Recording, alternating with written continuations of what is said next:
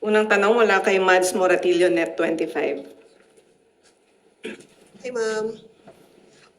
Reaction lang po, ma'am, ng Palas doon sa sinusulong ni Senator Robin Padilla na Sara and Amy tandem for 2028, given na Senator Amy is a sister po ni President. Thank you. Sila din po ang dating tinawag na Team Itim. So ngayon po, wala pong maaaring tugon at hindi pa po tumutugon o nagre-react ang Pangulo patungkol po dyan. Sunod na tanong mula kay Christian Bascones, PRTV. Ma'am, can the palace clarify why Customs Commissioner Arnel Nepomucenu's appointment document is dated February 2, 2026 when he was officially sworn in June 30 last year po? Ang kumakalat na sinasabing papalitan si Commissioner Arnel Nepomuceno ay wala pong katotohanan. Ang lumalabas po ng dokumentong yan ay ibibigay po natin mismo sa NBI dahil marami na po talaga ang namimihasa, umaabuso sa kanilang mga sinasabing freedom of expression. So yan po ay ipapaalam at ihatid natin sa NBI para makita at maimbestigahan kung saan nanggagaling ang mga peking impormasyon na yan. As Malacanang completed its review of DNR Secretary Lotilla's appointment records po, despite his nomination being bypassed 3 times by the CA, is the palace now considering resubmitting his nomination, seeking legal clarification on his eligibility or preparing to appoint a replacement if confirmation remains uncertain?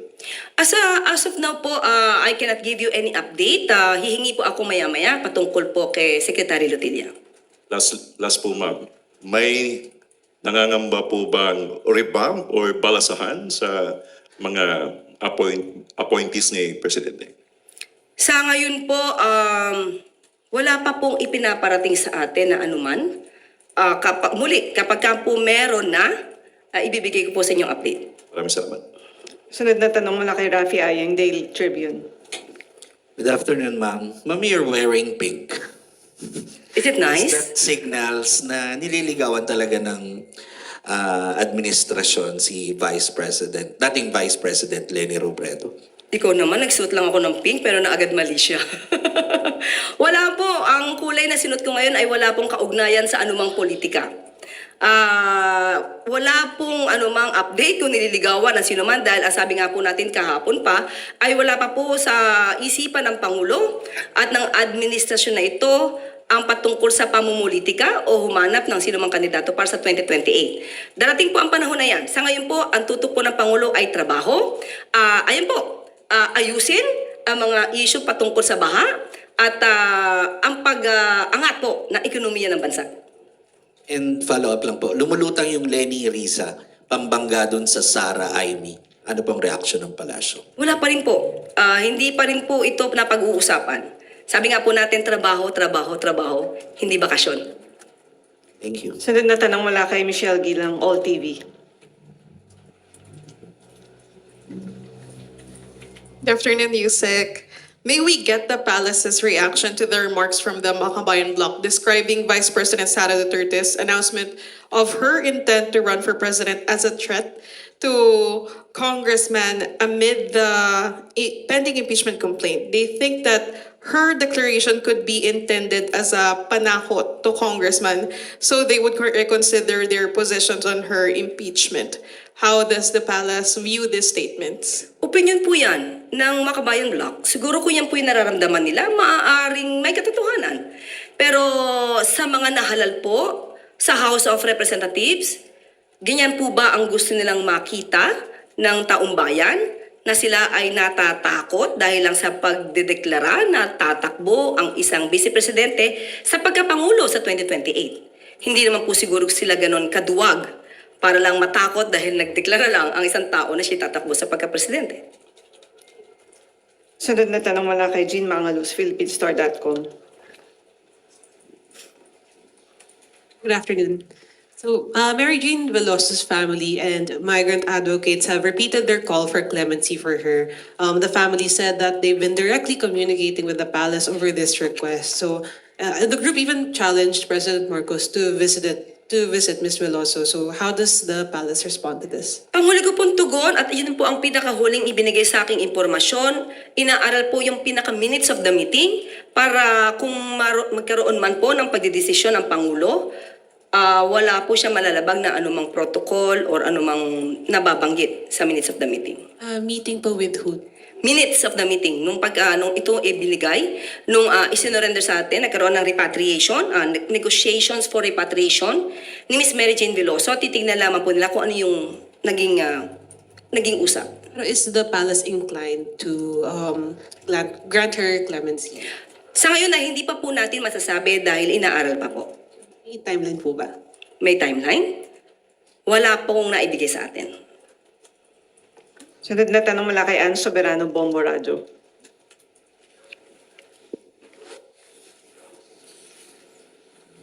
Yusek, good afternoon po. Isinusulong po ni Majority Leader Sandro Marcos ang panukalang libreng kuryente para sa mga pamilyang mababa ang konsumo. Ano po ang reaksyon ng mga Malacanang dito? Sakaling maipatupad ito, sino po talaga ang sasagot sa gastos? Ang gobyerno ba o may posibilidad na maipasa ito sa ibang consumers? Sa ngayon po, ipinapairal na po ng administrasyon na libre ang hindi lalagpas sa 50 kilowatt-hour na konsumo ng mga benepisyaryo ng 4Ps.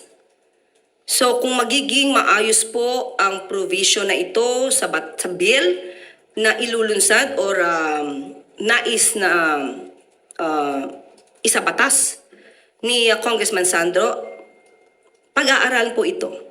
Pero maganda po ito para sa ating mga kababayan.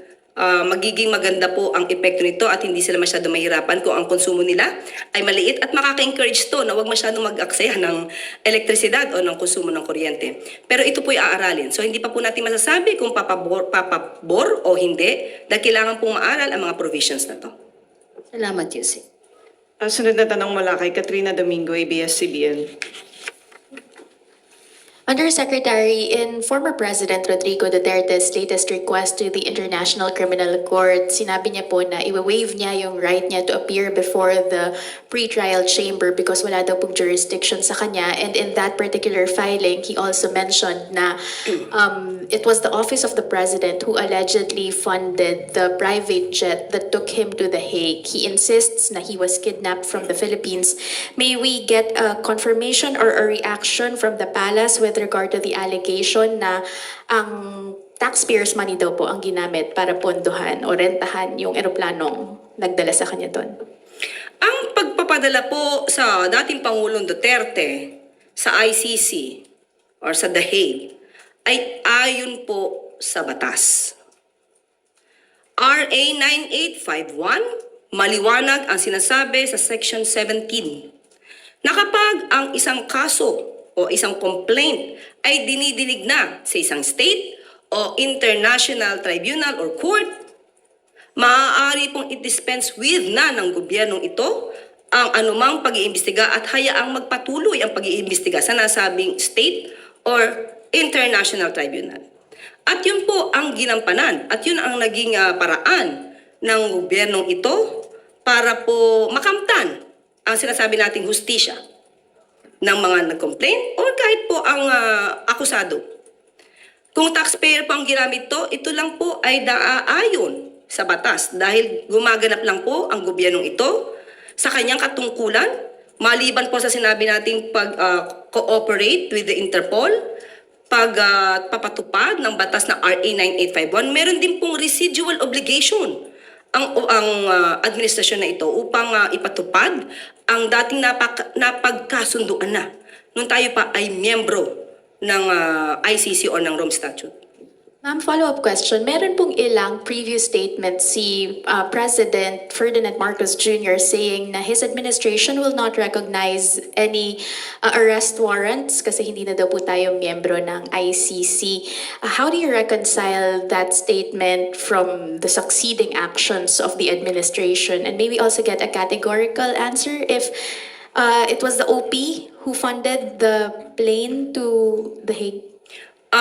Pakibigay niyo po sa akin yung konteksto na sinabi ng Pangulo na hindi niya i-recognize ang warrant of arrest na i-issue. Yes, ma'am. I will give you the link of the video later. I think he was asked during a media press briefing several years ago, even before this erupted, when the unit team was still together. He made that statement. Sa aking pagkakaalam at aking intindi sa sinabi ng Pangulo sa mga previous statements niya, hindi niya kinikilala ang jurisdiction ng ICC. Maliban lang kung mayroong ibang legal options or rather legal study on this. Yun ang aking huling natandaan. So ngayon, kung meron ngang batas, sinabi natin pinapairal na RA 9851 at yung ating obligasyon sa Interpol, hindi man natin kinikilala na may jurisdiction ay ICC ngayon, sa ngayon.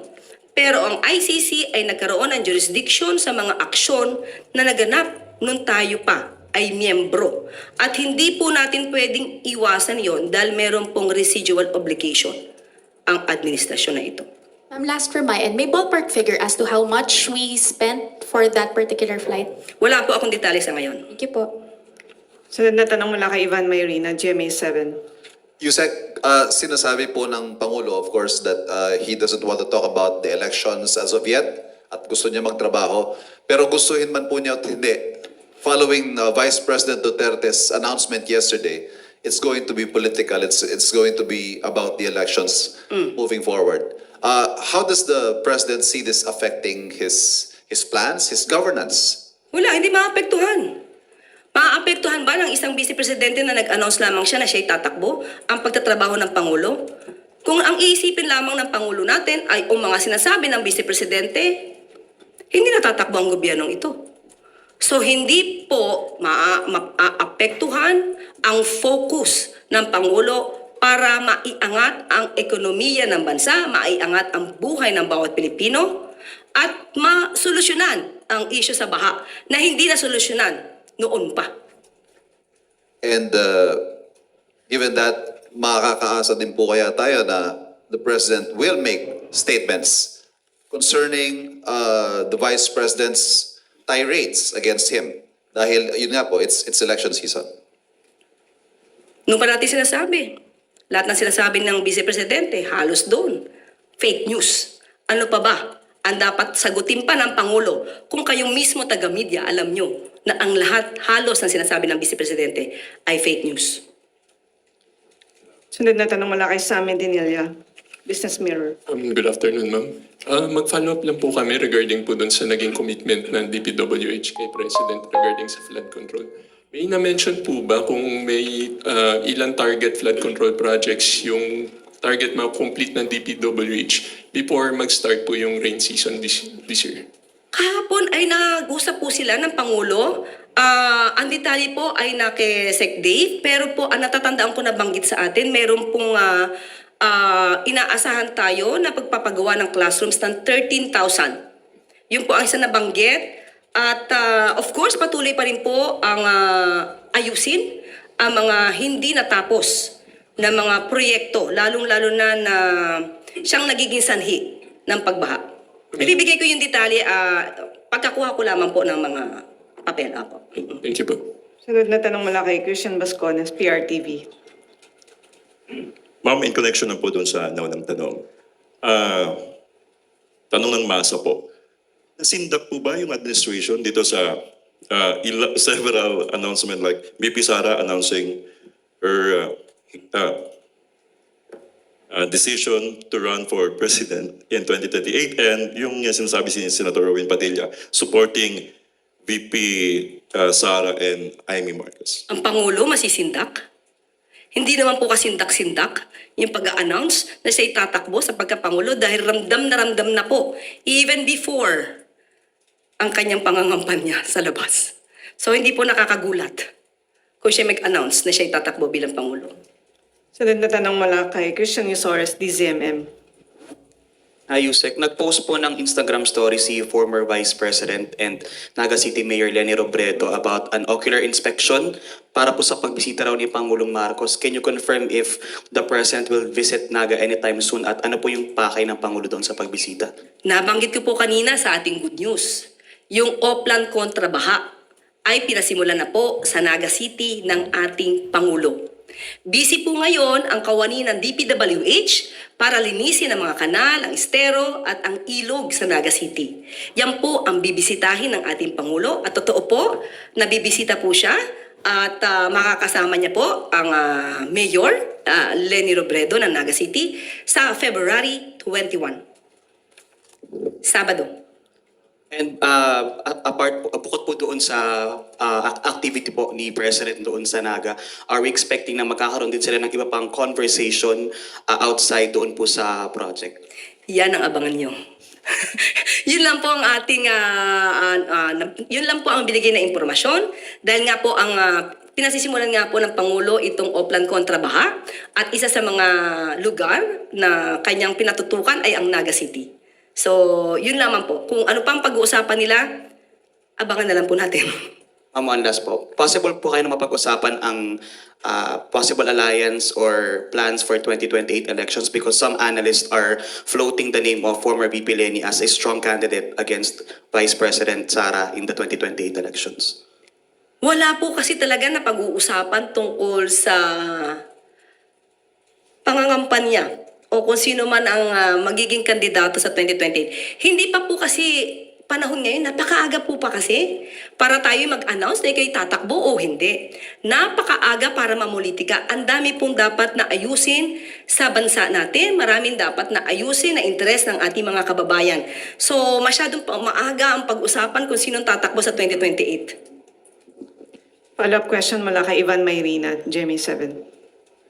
So, sorry, follow up lang po dun sa nabanggit ninyo. So ano po kaya ang motibo ni VP Sara sa kanyang maagang pag-anunsyo?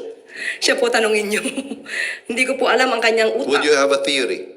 Theory. Hypothetical. Siya kanya na lang po niyo. Kung ano man ang kanyang masamang motibo, ang kanyang magandang motibo dito, hindi ko po masasabi. Okay. On to my question, ma'am. Magkakaroon po ba ng pagbabago sa liderato ng NBI? Yes. Sino po ang itatalaga? Attorney Melvin Matibag. May we know why? Ang rason ay hindi po na ipukol sa atin. Yan lamang po ang aking maibibigay sa ngayon. Has he taken his oath at meron po kayang specific instructions ng Pangulo sa kanyang pagtalaga kay Attorney Melvin Matibag sa NBI? Kapag nabigay na po sa akin ng detalye, ibibigay ko rin po sa inyo. So effective when, ma'am? Yan pa lang po ang ibinigay sa atin. Magkakaroon po ng bagong NBI Director sa katauhan po ni Attorney Melvin Matibag. Tanong mula kay Ace Romero, Salamat po. Philippine Star. Confirm lang po namin, ito po yung kalyado ni dating Pangulong Rodrigo Duterte sa PDP Laban. Sa aking pagkakaalam, What does this say about the decision of the President or his interactions with other stakeholders in politics? muli, yan lamang po ang ipinabuot sa atin. Kung ano ang dahilan, ibibigay ko po sa inyo kapag ka naibigay niya po sa akin. Follow-up question mula kay Maricel Halili, TV5. Mikey. Yusek, but at least can you give us the reason why the president chose to appoint Attorney Melvin Matibag, who used to be part of the Duterte administration? Yan lamang po ang ibinigay sa akin impormasyon. Hindi po pa naibigay sa akin ang rason. So kapag ibinigay na po sa atin, una-una prerogative naman po. Una-una man prerogative po ng Pangulo. Una-una, masasabi natin bakit niya in-appoint or i-appoint. Nandun po yung tiwala. Nakitaan po niya ang si Attorney Melvin Matibag ng maaaring pagtiwalaan. Maaaring magtrabaho para sa gobyerno. Pero kung ano yung pinaka-reason, hindi pa po nasasabi sa akin in details. Kapag ka po naibigay na sa akin, ipapasa ko po agad sa inyo.